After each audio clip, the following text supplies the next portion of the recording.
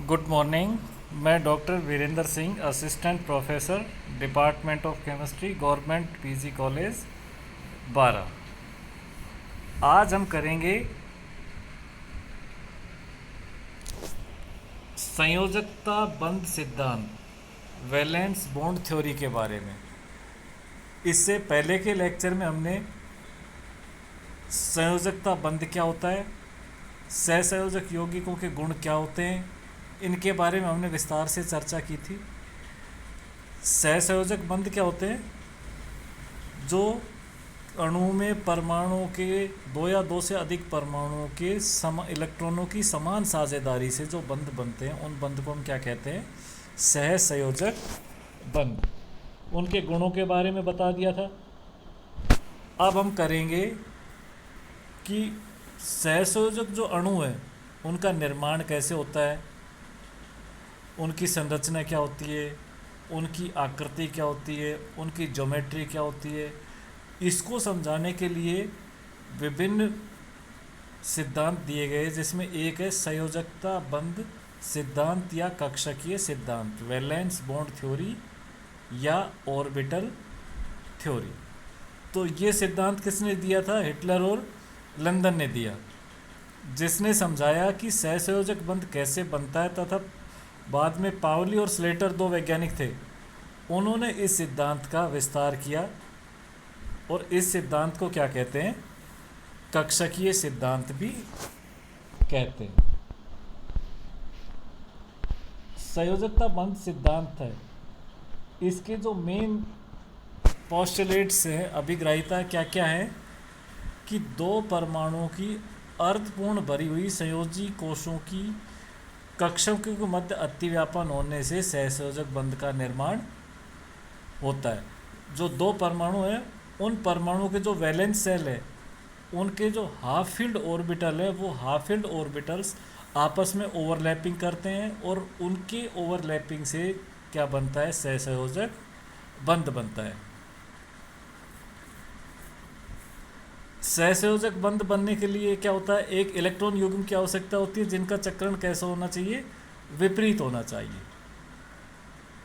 जो इलेक्ट्रॉन युग्म होगा, जैसे एक सहसंयोजक बंध बना तो एक परमाणु का संयोजी कोश का इलेक्ट्रॉन और दूसरे परमाणु के संयोजी कोश का इलेक्ट्रॉन, इन दोनों का चक्रण कैसा होना चाहिए? स्पिन कैसी होनी चाहिए?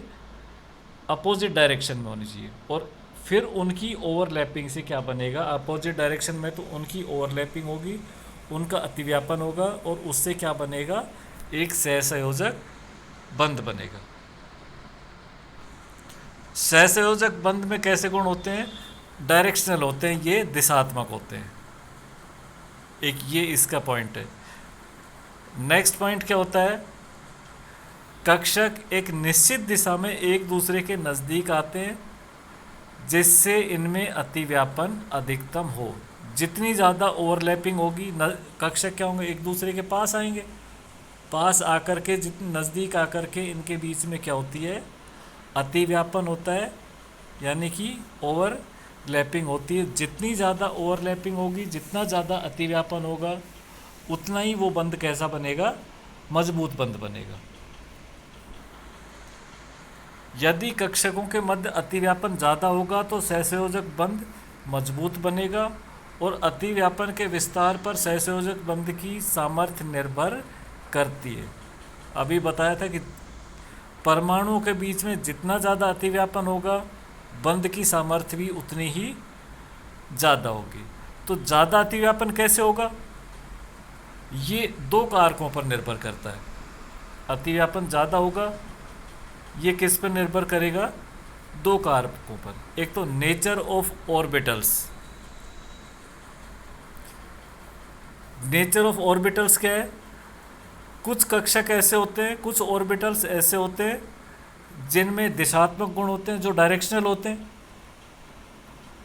तो अगर उन डायरेक्शनल गुण रखने वाले, दिशात्मक गुण रखने वाले कक्षकों के मध्य अतिव्यापन हो रहा है, तो अतिव्यापन की मात्रा क्या होगी? ज़्यादा होगी। और अतिव्यापन की मात्रा ज़्यादा होगी तो उनके मध्य जो बंध बनेगा वो कैसा होगा? प्रबल बंध होगा।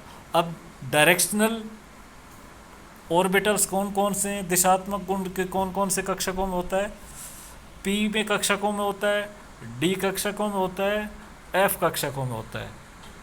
इन कक्षकों में कैसा गुण होता है, दिशात्मक होते हैं। और एस कक्षक हैं वो कैसे होते हैं, नॉन डायरेक्शनल अदिशात्मक कक्षक होते हैं। तो एस कक्षकों में अगर अतिव्यापन होता है तो वो अतिव्यापन कैसा होगा, न्यूनतम अतिव्यापन होगा, कम, सबसे कम अतिव्यापन होगा, यानी कि उनकी मिक्सिंग सबसे कम होगी। और मिक्सिंग कम कम होगी, अतिव्यापन कम होगा, तो इसका मतलब वो बंध कैसा बनेगा, दुर्बल बंध बनेगा। दूसरा, अतिव्यापन ज़्यादा हो ये किसके ऊपर निर्भर करेगा, कि नेचर ऑफ ओवरलैपिंग। एक तो नेचर ऑफ ऑर्बिटल था कि जो डायरेक्शनल ऑर्बिटल हैं उनमें अतिव्यापन होता है तो कैसा होगा, ज़्यादा होगा, नॉन डायरेक्शनल में अतिव्यापन होता है तो कम होगा। सेकंड फैक्टर कौन सा है, नेचर ऑफ ओवरलैपिंग, अतिव्यापन की प्रकृति। अतिव्यापन दो तरीके से हो सकता है, एक तो axial head to head collision से, और दूसरा कोलेटरल समपार्श्विक। अगर जो ऑर्बिटल्स हैं उनकी लोब कोलेटरल यानी कि समपार्श्विक अतिव्यापन करती है तो वो अतिव्यापन कैसा होगा, कम होगा। और अगर कक्षकों के बीच, उनके सिरे से सिरे के बीच में अतिव्यापन होता है, एक्सियल अक्षीय अतिव्यापन होता है हेड टू हेड कोलिजन से, तो वो अतिव्यापन ज़्यादा होगा। तो उससे जो बंध बनेगा, सहसंयोजक जो बंध बनेगा वो कैसा होगा, स्ट्रॉन्ग बॉन्ड होगा, मजबूत बंध होगा। और समपार्श्विक अतिव्यापन से जो बंध बनेगा वो कैसा होगा, दुर्बल बंध होगा। अक्षीय अतिव्यापन किस किस में हो सकता है, एस एस कक्षक में हो सकता है, पी पी कक्षक में हो सकता है, एस पी कक्षक में होता है। तो सबसे ज़्यादा हेड ऑन कोलिजन किस में होगा, पी पी कक्षक। अगर दो पी कक्षक हैं और उनके सिरे से सिरे के बीच में अतिव्यापन हो रहा है, अक्षीय अतिव्यापन हो रहा है, तो उसमें मिक्सिंग की मात्रा सबसे ज़्यादा होगी, सबसे ज़्यादा मिक्सिंग होगी। और इससे जो बंध बनेगा वो कैसा, उसको हम क्या कहेंगे, सिग्मा बॉन्ड। कैसा बंध बनता है वो, सिग्मा बंध, सिग्मा बंध बनेगा। और जो बंध बनेगा वो कैसा बनेगा, मजबूत बंध बनेगा। उस बंध को हम क्या कहेंगे, स्ट्रॉन्ग बॉन्ड। दूसरा, पी और एस कक्षक के भी मध्य अतिव्यापन, हेड ऑन कोलिजन हो रहा है, तो इससे भी कौन सा बंध बनेगा, सिग्मा बॉन्ड। और तीसरा, दो एस एस कक्षक आपस में अगर अतिव्यापन करते हैं तो उनके बीच में भी कैसा बंध बनता है, सिग्मा बंध। लेकिन उनकी स्ट्रेंथ का ऑर्डर क्या होगा, सबसे ज़्यादा पी पी कक्षकों में, फिर पी एस में, और सबसे कम एस एस में। तो अगर हम अतिव्यापन की बात करें तो अतिव्यापन कितने तरीके का हो सकता है, एक तो दो एस कक्षक, एस आपस में मिलकर के अतिव्यापन करते हैं, मिक्सिंग करते हैं। अगर दो परमाणु के एस कक्षक आपस में मिक्सिंग करते हैं तो उस अतिव्यापन को हम क्या कहेंगे, एस एस अतिव्यापन। अगर एक परमाणु के हाफ फील्ड एस कक्षक और दूसरे परमाणु के हाफ फील्ड एस कक्षक आपस में मिलते हैं, मिक्सिंग करते हैं, तो उस अतिव्यापन को हम क्या कहेंगे, एस एस अतिव्यापन। और इससे जो बंध बनेगा वो कैसा होगा, सिग्मा बॉन्ड। दूसरा क्या होता है, एस पी अतिव्यापन, कि एक परमाणु का तो अर्धपूरित एस कक्षक और दूसरे परमाणु का अर्धपूरित पी कक्षक, इनके मध्य जब अतिव्यापन होता है तो उस अतिव्यापन को हम क्या कहेंगे, एस पी अतिव्यापन। जैसे हाइड्रोजन फ्लोराइड HF में होता है, तो हाइड्रोजन का तो एस कक्षक और फ्लोरीन का पी कक्षक आपस में मिक्सिंग करके क्या बनाते हैं, HF। तो जो HF के मध्य जो ये बंध होगा वो कैसा होगा, ये सहसंयोजक बंध होगा, लेकिन सहसंयोजक कैसा होगा, ये सिग्मा बंध होगा। उस बंध को हम क्या कहेंगे, सिग्मा बंध। तीसरा होता है PP अतिव्यापन, जिसमें एक परमाणु का अर्धपूरित पी कक्षक और दूसरे परमाणु का भी अर्धपूरित पी कक्षक आपस में मिलकर के अपनी मिक्सिंग करते हैं, तो उस मिक्सिंग को, उस अतिव्यापन को हम क्या कहेंगे? पी अतिव्यापन। पी अतिव्यापन। अब पी कक्षक हैं, उनमें अक्षीय अतिव्यापन भी हो सकता है, यानी कि दोनों पी कक्षक एक अक्षर एक्स के ऊपर ओवरलैपिंग कर सकते हैं, तो इसको तो हम क्या कहते हैं?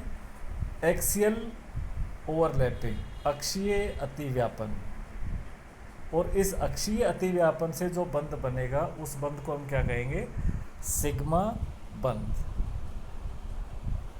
पी कक्षक हैं, उनमें जैसे यहाँ दिखा रखा है, सेकंड नंबर पे लिख रखा है पाई सहसंयोजक बंध। इसमें क्या होगा कि जो पी कक्षक है वो पी कक्षक अक्षीय ना होकर के किस तरीके से अतिव्यापन करे? समपार्श्विक अतिव्यापन हो, उनमें साइड वाइज अतिव्यापन हो। तो इस तरीके के अतिव्यापन को हम क्या कहेंगे? पी समपार्श्विक अतिव्यापन। और इस अतिव्यापन से जो बंध बनेगा वो सिग्मा नहीं होगा, उस बंध को हम क्या कहेंगे? पाई बंध। अब जैसे इसमें पी वाई और पी जेड ऑर्बिटल्स हैं, तो जेड ऑर्बिटल तो एक ही अक्ष पर है, अतिव्यापन कर रहे हैं, तो इस एक ही अक्ष पर जेड कक्षकों, पी जेड कक्षकों के अतिव्यापन से तो जो बंध बनेगा वो तो कैसा होगा? सिग्मा बंध होगा। लेकिन इन दोनों परमाणुओं के पी वाई कक्षक हैं, ये अक्षीय अतिव्यापन ना करके क्या कर रहे हैं? समपार्श्विक अतिव्यापन कर रहे हैं, कोलेटरल अतिव्यापन हो रहा है। तो इन पी वाई कक्षकों के अतिव्यापन से जो बंध बनेगा उसको हम क्या कहेंगे? पाई बंध। क्या बनेगा? पाई बंध। सिग्मा बंध पाई बंध की तुलना में क्या होता है? मजबूत होता है, और पाई बंध सिग्मा बंध से कमजोर होता है। अब सिग्मा बंध क्या बताया था कि एस कक्षकों के अक्षीय अतिव्यापन से बन सकता है, एस पी कक्षकों के अक्षीय अतिव्यापन से बन सकता है, पी कक्षकों के, जैसे पी जेड कक्षक आपस में अक्षीय अतिव्यापन कर रहे हैं, तो इन अक्षीय अतिव्यापन से भी कौन सा बंध बनेगा? सिग्मा बंध बनेगा। तो सबसे ज़्यादा जो अतिव्यापन होता है वो किस में होगा? पी कक्षकों में। तो जो पी अक्षीय अतिव्यापन से सिग्मा बंध बनेगा वो कैसा होगा? सबसे मजबूत बंध होगा। उसके बाद क्या बताया था कि एस और पी कक्षकों के अतिव्यापन से जो बंध बनेगा वो होगा, और उसके बाद एस और एस कक्षकों के अतिव्यापन से जो बंध बनेगा वो बंध कैसा होगा? सिग्मा बंध होगा। इन बंध का ऑर्डर बता दिया क्या होगा? सबसे मजबूत सिग्मा बंध पी, फिर पीएस या एसपी, और फिर एस कक्षकों के अतिव्यापन से। Thank you.